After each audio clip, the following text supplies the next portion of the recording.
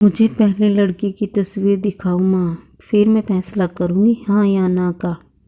माँ ने रीता की तरफ देखा। अच्छा, हम तुम्हारे लिए क्या कोई अच्छा लड़का नहीं देखेंगे? रीता गुस्से से बोली। माँ, बस लड़का देखना है मुझे। उसकी तस्वीर मंगवा ले या लड़के को यहीं बुला लो।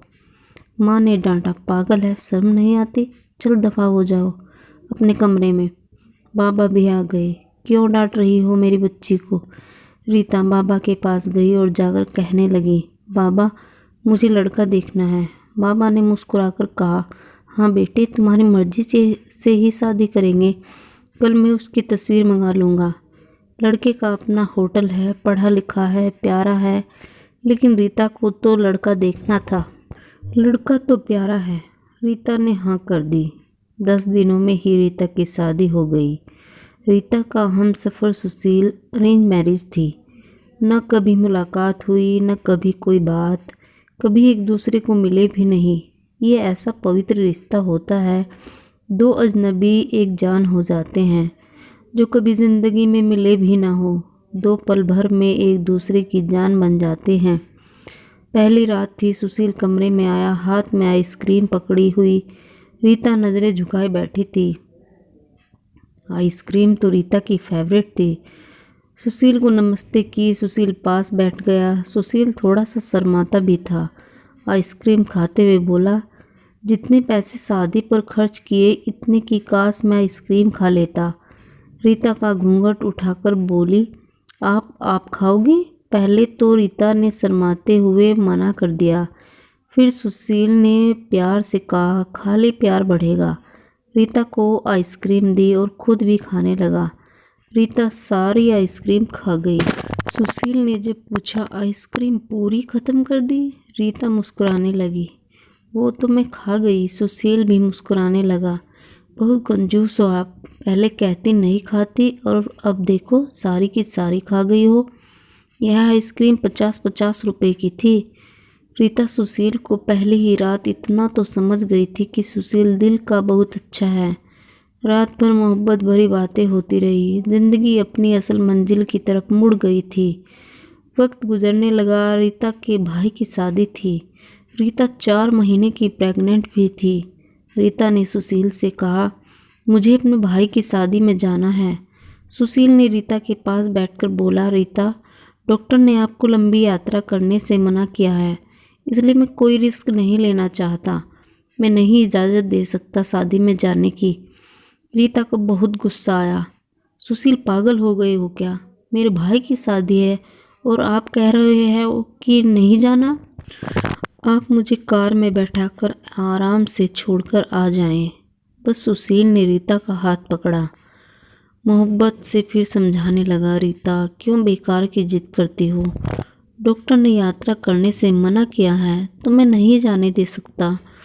तुम लापरवाह हो जाती हो और मैं तुमको किसी के भरोसे नहीं छोड़ सकता। इतना कहकर सुशील कमरे से बाहर चला गया। रीता रोने लगी। रीता ने अपनी माँ को फ़ोन किया। सुशील मना कर रहा है शादी में आने के लिए। माँ ने समझाया, बेटा, अगर वो कह रहा है तो मत ही आओ।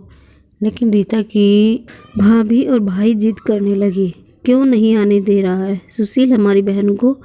वो रात को आए। सुशील भी घर पर था। कहने लगे कि मेहंदी है, 3 दिन की बात है, रीता को लेने आए हैं। सुशील ने रीता की तरफ देखा। रीता, मैंने क्या कहा था तुमसे? रीता ने नज़रें झुका ली, कमरे में चली गई। उठकर सुशील को गुस्सा तो बहुत था, लेकिन ये सब्र कर लिया। 1000 रुपये जेब से निकाले, रीता को दिए। ये कुछ पैसे रख लो, बाकी और चाहिए तो ले लेना, मैं आऊँगा कल। रीता बहुत खुश थी। सुशील ने अपने सीने से लगा, या रीता को अपना ख्याल रखना। रीता शादी में चली गई। मेहंदी की रात रीता की बुआ की लड़की भी आई हुई थी। डांस भी किया, काफ़ी एंजॉय किया। बारात वाले दिन जब भाई की बारात लड़की वालों के घर पहुंची तो बारिश हो रही थी। गली में काफ़ी कीचड़ था। रीता का पांव फिसला, गिर गई। गिरते ही उसके पेट में दर्द होने लगा। रीता ज़ोर ज़ोर से रोने लगी। जल्दी से रीता को अस्पताल ले गए। रीता दर्द से चिल्ला रही थी। सुशील को कॉल की।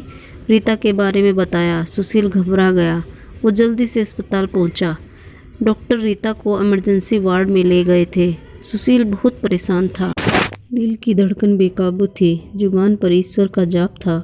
बाकी सब लोग शादी की खुशियों में मग्न थे, लेकिन यहाँ सुशील परेशान खड़ा था। कुछ देर बाद डॉक्टर कमरे से बाहर आए।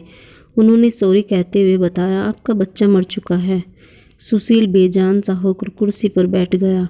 भगवान से हिम्मत मांगकर जल्दी से वार्ड में गया। रीता रो रही थी। सुशील को देखकर मुंह मोड़ लिया। सुशील पास बैठ गया, सर पर हाथ फेरने लगा। अच्छा चल चुप कर मेरी सोनी, रोना बंद कर, बस ऊपर वाले की मर्जी थी। रीता फूट फूट कर रोने लगी। सुशील मुझे माफ़ कर दे, मुझसे गलती हो गई। सुशील ने आंसुओं से भीगी हुई पलकों को चूम लिया। अरे बस बस मेरी जान, रोते नहीं हैं, बस ऊपर वाले की मर्जी थी, चुप हो जाओ।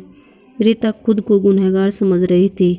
अपने बच्चे और सुशील का समझने लगा। रीता का सर अपनी गोद में रख लिया। चुप हो जा मेरी सोनी सोनी, रो मत, अब देख मैं तेरे पास हूँ। रीता को लेकर घर चला गया। शादी खत्म हुई, सब घर आ गए। रीता का हाल पूछने रीता खुद पर इल्ज़ाम दे रही थी। मुझे रोका था सुशील ने माँ, लेकिन मैं जिद करती रही, शादी में जाना है। अगर मैंने इनकी बात मान ली होती तो आज शायद मैं अपना बच्चा न खोती।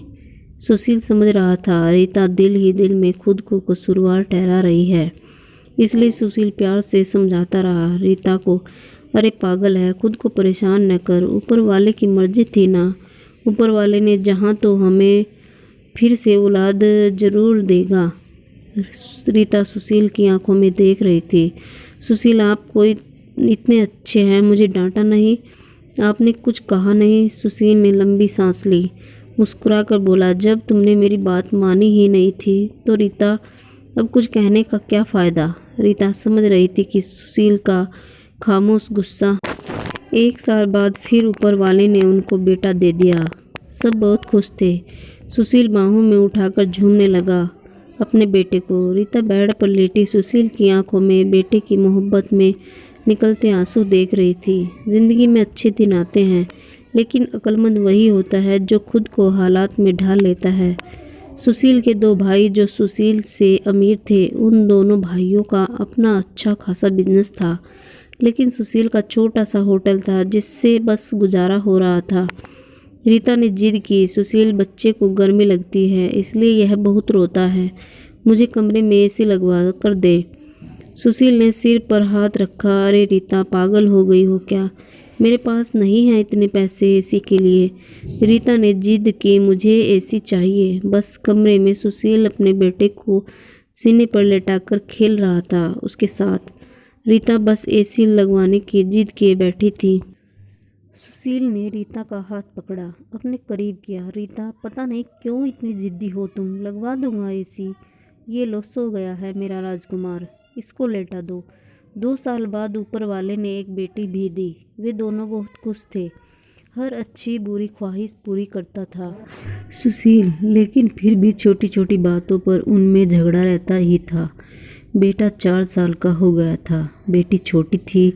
सुशील का होटल का काम अच्छा नहीं चल रहा था। सुशील कुछ परेशान था। घर आया, देखा बेटे ने उसका लैपटॉप तोड़ दिया। प्रीति मोबाइल पर लगी हुई थी। सुशील ने देखा लैपटॉप टूटा हुआ पड़ा है। सुशील चिल्लाकर बोला, रीता ये क्या है। रीता ने देखा, ये आपके लाडले ने तोड़ा है। सुशील गुस्से में पहले ही था। रीता को गाली देकर बोला, तुम्हारा दिमाग काम नहीं करता, इसमें मेरा सारा डाटा था, तुम पागल हो क्या। जाओ खाना लेकर आओ। उठ जाओ रीता गुस्से में बोली। सुशील मैं नौकरानी नहीं हूँ, सारा दिन बच्चों को संभालो और फिर तुम मुझे गाली दो। सारा दिन इतना काम करो और कदर इतनी सी है, गाली दे रहे हो। रीता खाना लेकर आई। बैंगन बने हुए थे। सुशील ने बैंगन देखे, चिल्लाकर बोला, तुम्हारा दिमाग खराब है, तुमको कितनी बार समझाया है, मैं बैंगन नहीं खाता। सुशील ने खाना उठाकर फेंक दिया, उठकर बाहर चला गया। इतने में बेटे ने कांच का गिलास तोड़ दिया, जो हाथ पर लग गया। काफ़ी खून बहने लगा था। हाथ से रीता ने बेटे को 1-2 थप्पड़ लगा दिए। बहुत तंग आ गई हूँ मैं तुम बाप बेटे से। बेटे को उठाकर कमरे में ले गई। रो रही थी। साथ ही उसे मैं बोल रही थी, 5 साल हो गए इस इंसान के साथ, बड़ी कदर ही नहीं है। बेटे ने जख्म पर मरहम लगाने लगी। इतने में बेटी भूख से रोने लगी। बेटी को गोद में उठाया। इस इंसान की ऐसी हरकतें रही तो गुजारा मुश्किल हो जाएगा। रात भर सुशील गायब रहा। रीता ने भी फ़ोन करके न पूछा। रीता ने अपनी माँ को बताया, सुशील आजकल ना खर्चा दे रहा है, ना अच्छे से बात करता है, गालियाँ देता है। माँ ने कहा, अच्छा, हम करते हैं बात उससे। सुशील को महसूस हुआ उसने अच्छा नहीं किया रीता के साथ। आज घर जाकर रीता को सॉरी करूँगा। घर आया, देखा घर में रीता के माँ बाप, चाचा सब आकर बैठे हुए थे। सुशील ने रीता की तरफ देखा। रीता खामोश रही। नमस्ते किया। उसके बाद बात तो शुरू हो गई। माँ चिल्लाकर बोली, क्यों बेटा, तुम खर्चा नहीं देते हो रीता को? क्यों गालियाँ देते हो? सुशील को बहुत गुस्सा आया। घर की बात ही हम दोनों सुलझा लेते। सुशील ने गुस्से से कहा, इसको सब कुछ बता देता हूँ, ये बस तमाशा लगाना चाहती है। रीता भी गुस्सा थी। वो भी गुस्से में बोली, क्या देते हो? वो महीने में 10,000 देते हो, जिसका दोनों बच्चों का दूध भी पूरा नहीं होता। एहसान करते हो मुझ पर, तुम्हारे बच्चों पर खर्चा करती हूँ। बहस इतनी बढ़ गई कि सबके सामने सुशील ने रीता को थप्पड़ मार दिया। रीता की माँ को बर्दाश्त नहीं हुआ। वो अपनी बेटी को साथ ले गई, 2 बच्चे भी साथ ले गई। सुशील ने भी न रोका उन्हें। रीता नाराज होकर चली गई। रीता को थप्पड़ ज़्यादा जोर का लगा था, निशान बन गया था चेहरे पर। माँ भी रोने लगी। न जाने कि पहले भी कितना जुल्म करता होगा मेरी बेटी पर, कमीना इंसान। सुशील पहले से ही अपने होटल की वजह से परेशान था, काम ना होने की वजह से, और अब ये परेशानी बन गई। रीता मायके में थी, सुशील यहाँ था, घर में परेशान था। हालात इतने ख़राब हो गए, सुशील को अपना होटल बेचना पड़ा। 2 महीने गुजर गए। दोनों ने एक दूसरे से बात तक न की। दोनों गुस्से में थे। सुशील कहता, खुद गई है, खुद वापस आए। रीता की अकड़ थी, मनाने आएगा तो जाऊंगी। दिन गुजरते गए, 8 महीने गुजर गए, कोई बातचीत नहीं हुई। सुशील ने एक दोस्त से सुशील से कहा, विदेश जाना है तो बताओ, मेरे पास एक ही वीज़ा है। हालात काफ़ी बुरे थे। सुशील विदेश चला गया, नंबर बंद हो गया। 1 साल गुजर गया। दोनों ने कोई बात न की एक दूसरे के साथ। रीता भाई से खर्चा लेती, बच्चों के दूध का या फिर दूसरी ज़रूरी सामान का। भाई कब तक दे सकते थे खर्चा? उनके भी अपने बच्चे थे। कभी रीता के बच्चे कोई नुकसान कर देते, कोई चीज़ तोड़ देते तो रीता की भाभी हजारों बातें करती, ताने देती थी। रीता चुपचाप सुन लेती थी। क्या करती? आखिर किसी को कुछ बताती भी न थी। दिवाली का दिन था। रीता ने भाई कहा, पैसे दे दो, बच्चों को शॉपिंग करवानी है। भाभी पास से बोली, बहन साफ सी बात है, हमारे पास फालतू के पैसे नहीं हैं। उसी इंसान के साथ गुजारा नहीं तो तलाक लेकर किसी दूसरे से शादी कर लो, जाओ यहाँ से। रीता उस दिन बहुत रोई थी। उसे एहसास होने लगा था, सुशील तो मेरे सर का ताज है। सुशील दुबई में बच्चों को याद कर बहुत रोता था। रीता पागल, बात कुछ थी ही नहीं और तूने यह क्या कर दिया? उधर रीता के भाई ने रीता के लिए एक आदमी देखा जिसकी पत्नी की मृत्यु हो चुकी थी, 4 बच्चे थे। उसके भाई ने रीता से कहा, बस सुशील से तलाक ले लो, इस आदमी से शादी करके घर बसा लो अपना। रीता की आंखें भीग गई थी आंसुओं से। जल्दी से मोबाइल निकाला, सुशील को फ़ोन लगाया, नंबर बंद आ रहा था। रीता रोने लगी, मुझे सुशील के पास ही जाना है, मुझे कोई शादी नहीं करनी किसी से। उधर सुशील का भी दिल तड़पा। उसने सोचा, मेरी रीता तो मासूम सी है, थोड़े से गुस्से पर नाराज़ हो जाती है ना, खुद ही माफ़ी मांग लूँगा अपनी जान से। वो टिकट करवा कर हिंदुस्तान वापस आ गया। रीता रो रो कर भगवान से अपने पापों, अपनी गलती की माफ़ी मांग रही थी कि ऊपर वाले मुझे माफ़ कर दे, मुझे मेरा सुशील वापस कर दे। रात भर रोती रही। सुबह बेटे को नाश्ता करवा रही थी कि दरवाजे पर घंटी बजी। भाभी ने दरवाज़ा खोला, सामने देखा सुशील खड़ा था। रीता की नज़र पड़ी सुशील पर, हाथ से दूध का कप छूट गया। नंगे पांव दौड़ते हुए जाकर सुशील के सीने से जा लगी, चीख चीख कर रोने लगी, सुशील मैं बहुत प्यार करती हूँ तुमसे, सुशील के पांव पकड़ लिए। माफ़ कर दो सुशील। सुशील ने रीता का माथा चूमा, आंसू साफ किए। तुम भी माफ़ कर दो मेरी जान, मैंने तुमसे गुस्से में ज़्यादा बोल दिया था। बच्चों को सीने से लगाया। सुशील प्यार करने लगा। रीता के भाई और भाभी की आंखों में आंखें डालकर गर्व से बोली, मेरा परमेश्वर मेरा हमसफ़र है, मेरे पास आप लोगों का बहुत बहुत धन्यवाद। वो सुशील के साथ घर वापस आ गई। दोनों खुशी से सब बातें भूलकर जीने लगे। लेकिन वो इस समाज को इतना बता गए, जज्बात में जुदा हो जाना बहुत आसान है, लेकिन जुदा होकर जीना बहुत मुश्किल है।